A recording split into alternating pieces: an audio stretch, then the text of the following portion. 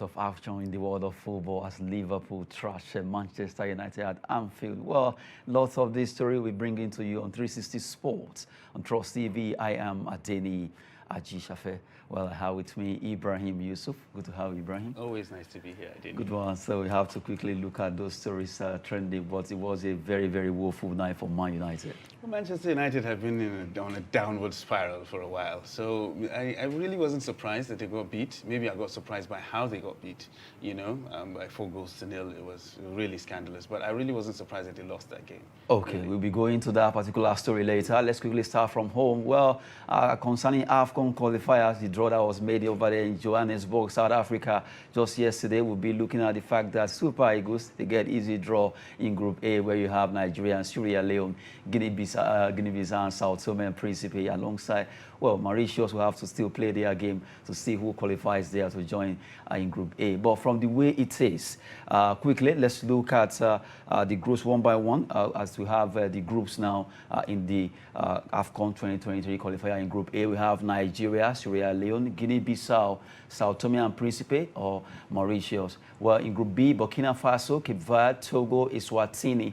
In Group C, you have Cameroon, Kenya, Namibia, Burundi. In Group D, Egypt, Guinea, Malawi, Ethiopia. That group is very tough. You have Group E, Ghana, Madagascar, Angola, Central African Republic. Group F, Algeria, Uganda, Niger, Tanzania. And in Group G, you have Mali, Congo, the Gambia, South Sudan. And if you look at the other groups now, where we have Group G, H, I, J, K, and L, Cote d'Ivoire, the host nation, will be alongside Zambia, Comoros, Lesotho.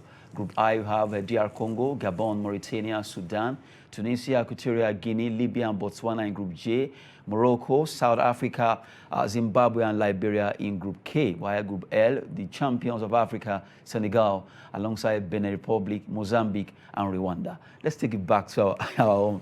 At least we have all of them, but let's go back to that Group A, where we have Nigeria, Sierra Leone, Guinea-Bissau, Sao Tome and Principe were alongside Mauritius there. Well, from the way it is, people are saying easy draw, but I'm not seeing it as easy draw. No, you shouldn't see it as an easy draw, really. Well, on paper, it looks like it. But look at the current situation of our national team. I mean, like, look at the current situation of our Eagles. Anybody can fancy his chances against the Eagles of today, the Eagles that we have now. Anybody can fancy his chances.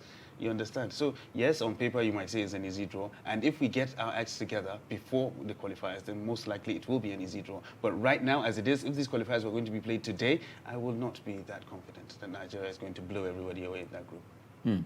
But if you look at, if you roll that particular fixtures, or rather draws, while it was being conducted, I was wondering, okay, where will Nigeria be?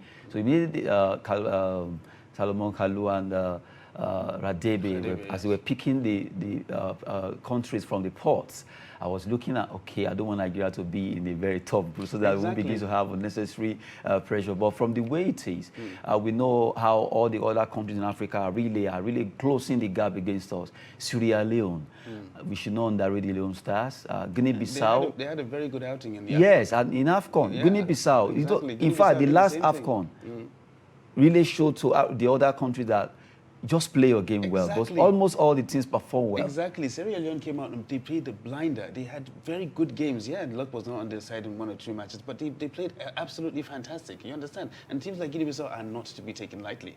So just because we believe we're the Super Eagles, we are Nigeria, we're going to win, there was a time that happened. You know, there was a time that any team that is going to face the Super Eagles on the African continent will shake, but not now.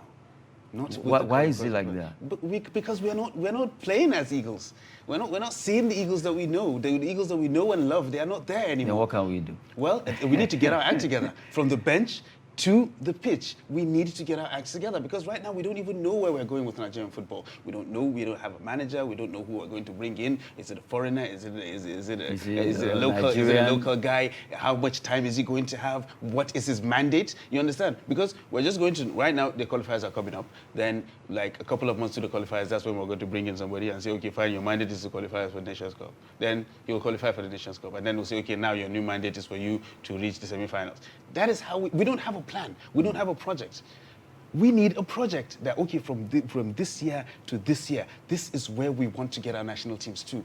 unless we do that, we're just going to be circling the drain. But my problem is, even though we don't have a plan or whatever, but when we have the plan, do you have the patience? Look at what is happening with Senegal. Aliou Cissé has been with Senegal team for 8 years now. That's why you see them thriving, because now they've worked together as one team, so compact, they've gelled. Now they've won the Africa AFCON. They are also doing so well, qualifying for the World Cup, going for the World Cup. Now, in fact, yesterday, I still remember how they were being hyped, praised, and all that, because they were picked last. Now, do we have that patience that Senegal really have with Aliou Cissé? We need to have it. That is just that is the thing. We need to have it. This is not like club football that you say, okay, fine, you need to, the results need to turn around immediately. No, this is something that these are the hope of a nation. You carry the hope of a nation with you. So you need to have a plan. You need to have, okay, this is what we want to achieve by this amount of time. And definitely you'll have to develop that patience. Once you have the project, you have to be patient with that project and follow it through. But the lack of patience now that we have is because we do not have the project. We take it one game at a time, one tournament at a time. So we are not really patient to say, okay, we want to achieve this. We want to win the next tournament. We want to be everywhere. Exactly. And we don't know where we're going. You know? So automatically, you are calling us a jack of all. Really, but seriously, the thing is, the Nigerian football scene right now is like a chicken with its head cut off. That is exactly what we are. We're just going around in circles and we don't know anything about what we're going to do.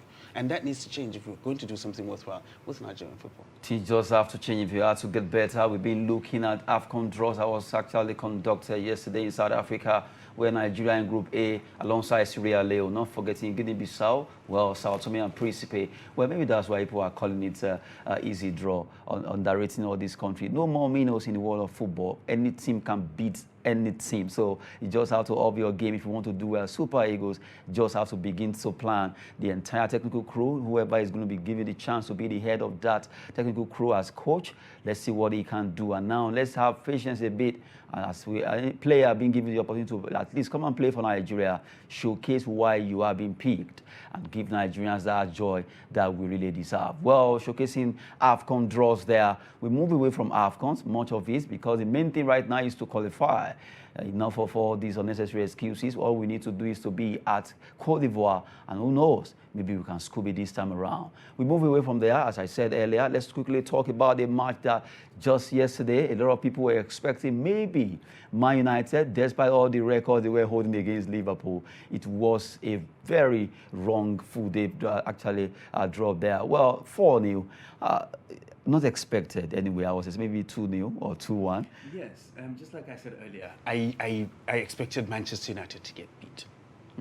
But not as this, not up to 4-0. 4-0 was a little more scandalous than I anticipated. But I really had no hope whatsoever for Manchester United that they were going to get anything positive out of that game. You understand? We know how Manchester United have been playing this season. Recently, they have been all over the place, and Liverpool is just cruising. So there's no way you can, form-wise, you can't be able to compare the two teams. So I definitely knew Manchester United was going to get beat, but I wasn't really sure that it was going to be as a wider margin as it was. And you look at that particular game between Man United and Liverpool at Anfield. Well, a lot of people were like, okay, this game, maybe Man will just get at least close the margin of being considered kind of goals. But the particular player, Alcantara, was outstanding in that game. You understand, sometimes you need some of these players to come to the fore. You understand, when Thiago came to Liverpool, a lot of people had high hopes for him because of his technical ability and whatnot, but it took some time to actually adjust to the English game. But everybody knew his quality. He's a quality player. But the problem is, no matter how qualitative you are, you will find it difficult to get into that Liverpool team as it is.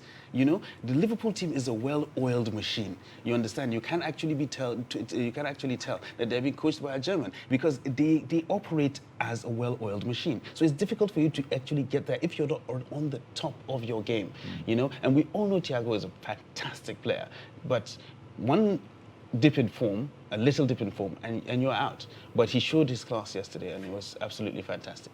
He showed class yesterday. We've been looking at Liverpool, Manchester United, where the Red actually, they trust the team that never walk alone, trust them, show class against Man United.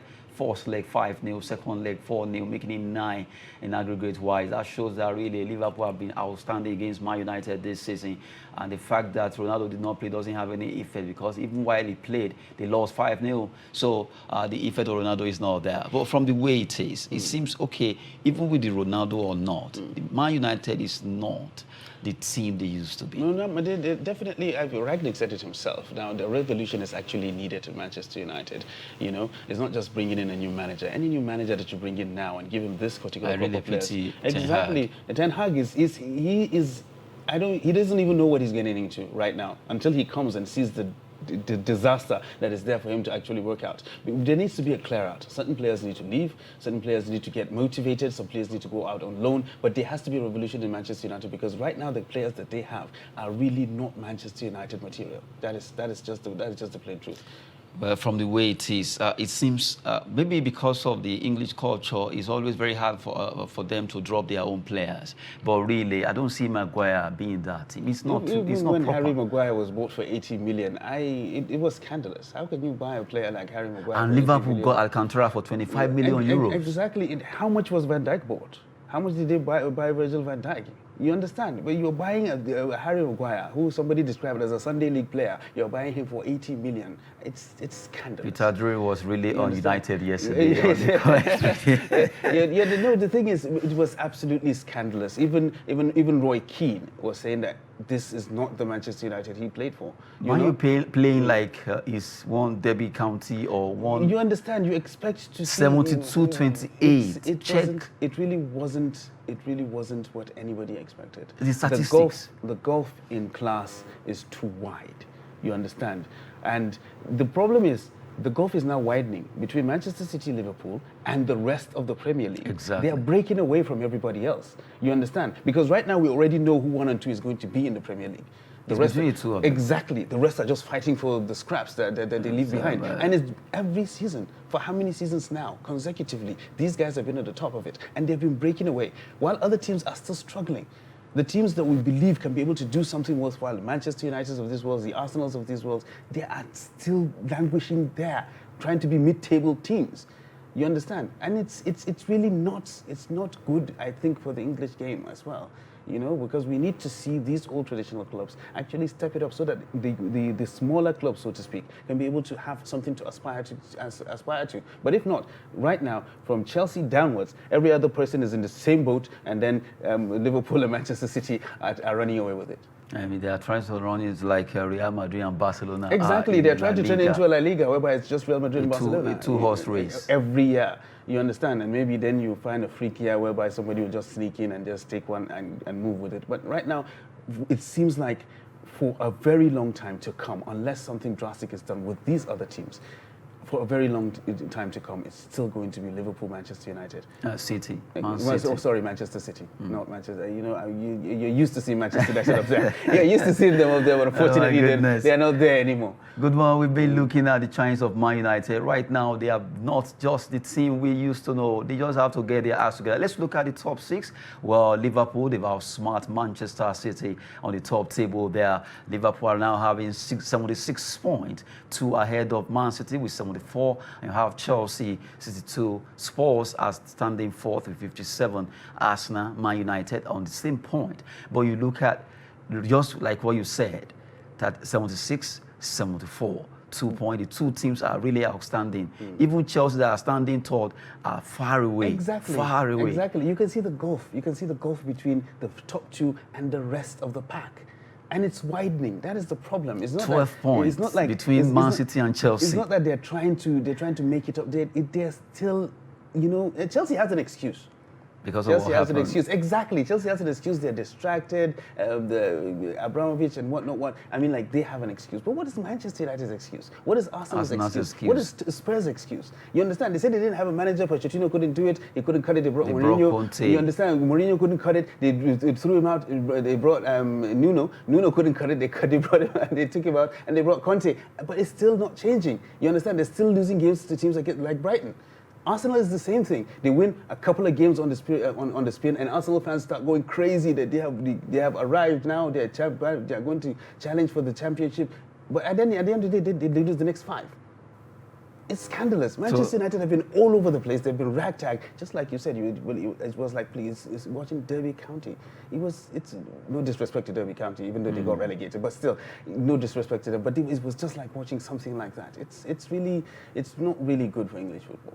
It's not good for English football. Like a giant that Manchester United is known to be, that club needs to get their acts together. I really hope I saw a particular write-up concerning Erik ten Hag that is coming to a club where he's going to be on the hot seat from the waiters. I seriously don't think Ten Hag knows what he's getting into. I think he's just being blinded by the Manchester United glitz. Exactly. He wants to add to his CV that I was once at Manchester United. But I don't think he really appreciates the level of work that is done. If you look at Ragnick now, Ralph Ragnick now, his body language is telling you, I want to get out of here. I'm you sorry understand? for signing. Exactly. I want to get out of here. He can't wait for the season to end so that he can pack his bags and leave. And leave at least. You know? And Ten Hag is just blinded by the Manchester United glitz, and he really doesn't know what he's getting into. But who knows? Who knows? Maybe, because I've been seeing some write-up which says that, okay, Ten Hag wants to have his own say. He wants to come with his players. He wants some players to leave, the likes of Ronaldo. He doesn't care. But will he get that? That is the Possibly, thing. maybe they will were he get that? Because when you have people like the Glazers who are managing Manchester United, who are taking care of Manchester United right now, they like to be involved in almost everything, you know, because they control the purse. So you can't come and say, okay, I want to buy this guy, I want to buy that guy, I want to buy this guy. They usually dictate what happens, you know, no matter what your reputation is. So that's the problem. If they can give him that free hand and then give him the time, because he's going to need time. He's not going to bring in 8, 10, 11, 12 new players and then say he's going to win the league next season. It can't happen. He needs time to actually gel his team and blend it to the way he wants them to play. It's not just getting the people that he wants. He needs to get them to play the way he wants them to play. So if he can get that and get the time to be able to do that, Ten Hag is a fantastic manager. We've seen what he has done with Ajax. It's absolutely phenomenal. You understand? But still, with a team like Manchester United that has the history, that has the kind of fans that Manchester United has, and we believe they're not where they're supposed to be, and they need quick results. I don't think Ten Hag actually appreciates the enormity of what he's stepping into. Hopefully, we just hope that things can turn around with Manchester United. That club with so much history, they deserve more than this. Well, playing against Liverpool and having 28% in performance is not too good for the Reds. Well, we've been looking at Man United versus Liverpool, where they were trashed 4-0 over there at Anfield just yesterday. Now we move away from English football. Let's quickly talk about another one, Coppa Italia, between the two giants, Inter Milan versus AC Milan. But this time around, Inter, they had their best chance, beating them 3, not 1, not 2. That shows that Inter, I was actually tipping AC Milan, looking at what they've been doing lately. But Inter really came out for this. Lautaro Martinez was outstanding, getting the brace. And you have to give it up to that team who really know what they wanted. A lot of people actually would have given it to AC Milan, considering recent form, and of course how the games over this season have actually went. I mean, like Milan actually played phenomenal football. They had very good results and they were top of the league, but everybody expected it to happen. And even if they were going to get beat, nobody expected them to get beat 3-0. You understand? It was actually scandalous, and unfortunately Tomori had a very bad game yesterday, which was very uncharacteristic of him. He had a very bad game. Latano ran circles around him, and of course the disallowed goal also did damage to AC Milan's psyche as well. But that's what football is about. That's what champions are made of. You need to dust yourself off and then continue. They lost to in Coppa Italia, but they're still top of the Serie A table, and they still have a chance to actually make it. Even though their squad is really thin right now, they don't have any options up front. The defense is ragtag, and they're trying to get over the finish line. But I hope with the heart that they have and the belief, they can be able to make something worthwhile. And you look at the goalkeeper, Andanovic was outstanding because twice he saved Inter Milan. Andanovic has always been a phenomenal player. You understand? Every time there's going to be a Milan derby, you check the squad list and you hope that Andanovic is not between the sticks, because he's always there. He's always phenomenal. He's always fantastic. Even when the team is playing poorly, Andanovic is always on the top of his game. You understand? He's always on the top of his game. I was worried for them at one point because they didn't seem to have a replacement lined up. You know, he's getting into the tail end of his career, and they need to find a replacement. But I think Andre Onana that they're getting right now next season on a free transfer. Yes, he's good, but is he as good as Andanovic actually is? You know, so well, I hope for Inter's sake, he proves a lot of people wrong and actually fills those boots. Inter Milan have a better, at least better chance against AC Milan. They dropped them at the Coppa Italia derby at San Siro. Good one for all the team right now. They are celebrating against AC Milan. Well, you are even wearing AC Milan jersey. I don't know. I am heartbroken, actually. You're heartbroken. I'm nursing a broken heart. Seriously. Right now. Yes. We've been looking at the game that was played just yesterday. Well, let's move away. Let's go to the Dunk and Slam sport. Let's talk basketball as we quickly look at some results from the NBA playoff series. Actually, I'm going over there in US where Atlanta Hawks against Miami Heat. It was a good one for Miami Heat. They showed the Heat against Atlanta Hawks. Minnesota Timberwolves 96 against Memphis Grizzlies 124. And you have New Orleans Pelicans 125. They defeated Phoenix Suns against 114 there. And you have to give it up to the players like Bradley Smith. All of them did well. Butler, all the players are played. But I look at this season, wasn't too good for Los Angeles Lakers. Well, you know, the thing is, for teams like the Lakers, they always come with a lot of expectations. Every season you come with a lot of expectations, especially when you have somebody like you-know-who on the roster. You understand? When King James is there, everybody expects you to go and do whatever it is. You expect magic all the time. You understand? So I think the Lakers that we have now, they're not the Lakers they used to be. You know, back when Kobe and Shaq were doing it, and even back then when Magic was there. You know, but still, I think the expectations are very, very high for teams like the Lakers, and that's why sometimes you see them falling short when things like this happen. Not that they're playing badly, not that they get bad results, but because of the expectations that people have on them, that is why you see them falling short sometimes. You just have to give it up to all the players when they play basketball over there in the NBA playoff series. The likes of Booker, not forgetting Ingram, they all did well playing for their club. Well, those are lost. That's sport. They have to come back again. Although, from the way it is, it's too early to call in the NBA playoff series. It's still getting very tough. 1-1. You have to look at some of these games anytime if you love basketball. You just have to check the NBAs out. We'll be looking at those games quickly before we run out from the studio. Let's quickly look at the result coming from La Liga. Some matches were played. 2-1 for Mallorca against Alaves, while Real Betis lost against Elche. Shocking one there. Well, Villarreal defeated Valencia by 2-0. That was the biggest match. But Villarreal, Danjuma Arnold seems not to be stopped. At least it keeps scoring goals for that. Yeah, club. Villarreal are on a high now. You understand? They're doing fantastically well in Europe. They're doing amazing things right now in La Liga. And of course, you tie that to the form of Danjuma, who has been absolutely phenomenal in the past couple of games. I think they're going places right now. Good one there for Villarreal, Valencia. Good one for them, beating Valencia in a big game for there in Spanish La Liga. And before we go, just one more. DFB Poker, that's German Cup.